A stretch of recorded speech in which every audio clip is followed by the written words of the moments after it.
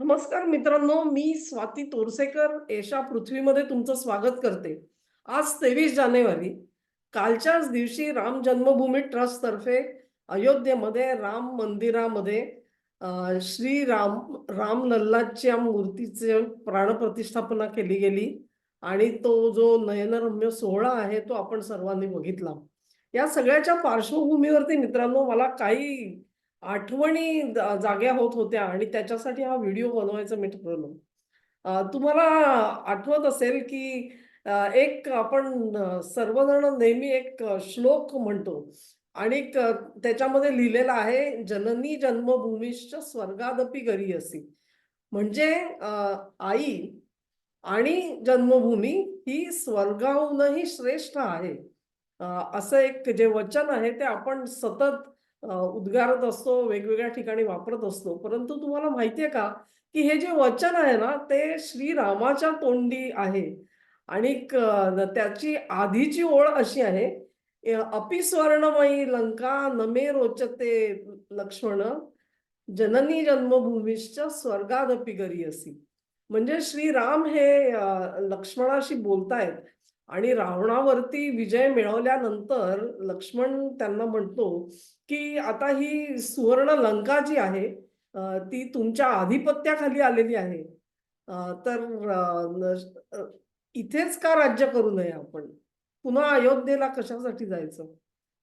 तेव्हा श्रीराम उद्गारतात, की खरं आहे, अपिस्वर्णमयी लंका म्हणजे खरं आहे ही लंका सुवर्णमयी आहे, मान्य आहे मला. नमे रोचते लक्ष्मण, परंतु मला मात्र ती आवडत नाही. माझ्या मनामध्ये कोण श्रेष्ठ आहे? जननी जन्मभूमीश्च स्वर्गादपि गरीयसी. ही स्वर्णमयी लंका जी आहे ती एक वेळ स्वर्ग सुद्धा असू शकेल. इतकी सुंदर आहे ती. परंतु मला ओढ कशाची आहे तर माझ्या जन्मभूमीची आहे आणि माझ्या आईची आहे. तेव्हा मला अयोध्येमध्ये परतायचं आहे. असं जे उत्तर श्रीरामांनी दिलं त्याच्यामध्ये त्यांचं जे व्यक्तिमत्व आहे आणि त्यांच्या मनामध्ये आपल्या जन्मभूमीबद्दल आणि जननीबद्दल किती आदर होता हे प्रतीत होत आहे.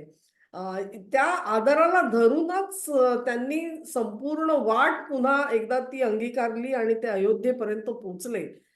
त्यांच्या गाठीशी म्हणा किंवा त्यांच्या मागे उभा राहिलेला त्यांचा शत्रुघ्नासारखा जो भाऊ होता, त्यांनी त्यांच्या पादुका सिंहासनावरती ठेवून 14 वर्ष राज्य केलं मित्रांनो.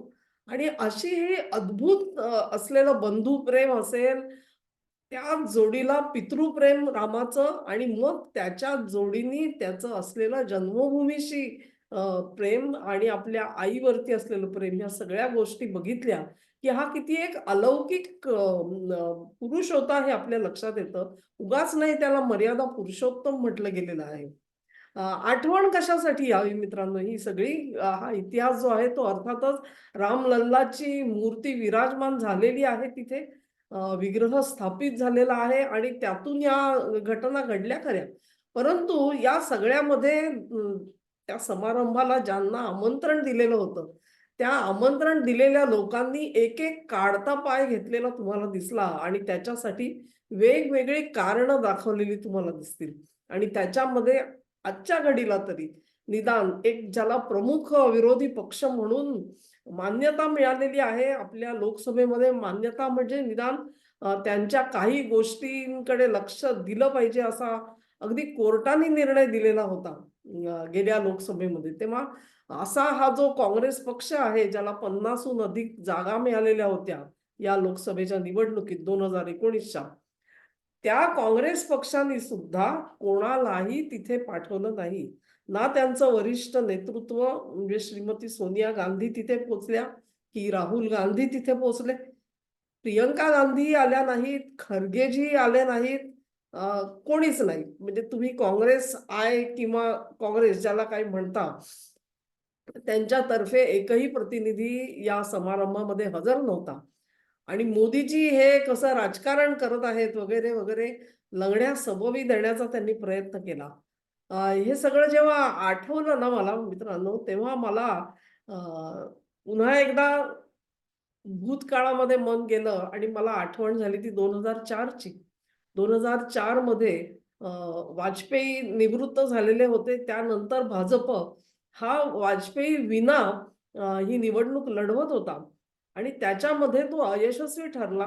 अखेर युपीएनी एक सर्व पक्षांची मोट बांधायचं ठरवलं आणि राज्य आणायचं ठरवलं. तेव्हा तो सगळा एक जरा संभ्रमाचा काळ होता, की नेमके पंतप्रधान कोण होणार असा प्रश्न जेव्हा मनामध्ये रेंगाळत होता सर्व जनतेच्या मनामध्ये, तेव्हाच युरोपात असेल किंवा अमेरिकेत असेल तिथला जो पाश्चिमात्य माध्यमं होती, ती माध्यमं एकावर एक हेडलाईन्स देत होती आणि त्याच्यामध्ये एक इटालियन महिला तिच्या नेतृत्वाखाली असलेला काँग्रेस पक्ष त्याला जनतेने कसा स्वीकारला आणि नॅशनॅलिस्ट हिंदू नॅशनॅलिस्ट पार्टी भाजपला कसा नाकारला ह्याची वर्णनं तेव्हा खूप जोरात चाललेली होती.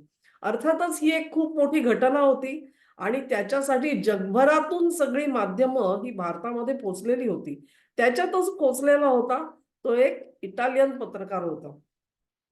त्या इटालियन पत्रकारांनी जेव्हा श्रीमती सोनिया गांधी यांच्याशी संपर्क एक खुल्या एका प्रश्नोत्तराच्या कार्यक्रमामध्ये त्यांना काही इटालियन भाषेमधून प्रश्न विचारला आणि तो प्रश्न विचारल्यानंतर अर्थातच सोनियाजींना इटालियन काही येत नाही असं नाही, किंबहुना असं म्हणतात त्यांच्या दोन्ही अपत्यांना सुद्धा ती अगदी चांगली अवगत आहे भाषा. पण सोनिया गांधींनी त्याला इटालियन भाषेमध्ये उत्तर देण्याचा मोह टाळला आणि त्यांनी असं सांगितलं, no Italian, only English please, असं उत्तर त्यांनी दिलं. आणि असं उत्तर देणाऱ्या ज्या सोनिया आहेत त्यांना मित्रांनो राम कसा कळणार सांगा मला. ज्या रामाचं प्रेम आपल्या जननीवरती आणि आपल्या जन्मभूमीवरती इतकं ओसंडून जात होतं की त्याला स्वर्गमय असलेली स्वर्णमयी लंका सुद्धा तुच्छ वाटत होती आपल्या जन्मभूमी पुढे. त्याला पैशाचाही मोह झाला नाही, कसलाही मोह झाला नाही. मग ह्या बाईसाहेब ज्या आहेत त्या इटालीमध्ये गेल्या सुद्धा नाहीत, ते सोडाच. परंतु त्यांनी त्या इटालियन पत्रकाराला आपल्या मातृभाषेमध्ये उत्तर सुद्धा दिलं नाही.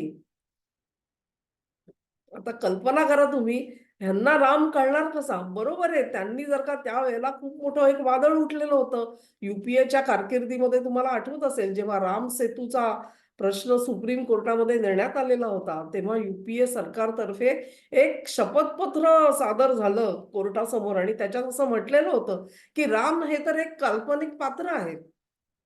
ते काही खरं नाही. त्याच्यामुळे हे राम सेतू आणि त्याचं जतन वगैरे वगैरे अशा तऱ्हेचं एक शपथपत्र, अधिकृत शपथपत्र सरकारतर्फे देण्यात आलेलं होतं. तेव्हा एक लक्षात घ्या, की ज्यांना राम हे काल्पनिक पात्र वाटतं, त्यांना हा जो संवाद आहे ना, तो सुद्धा काल्पनिक वाटणार.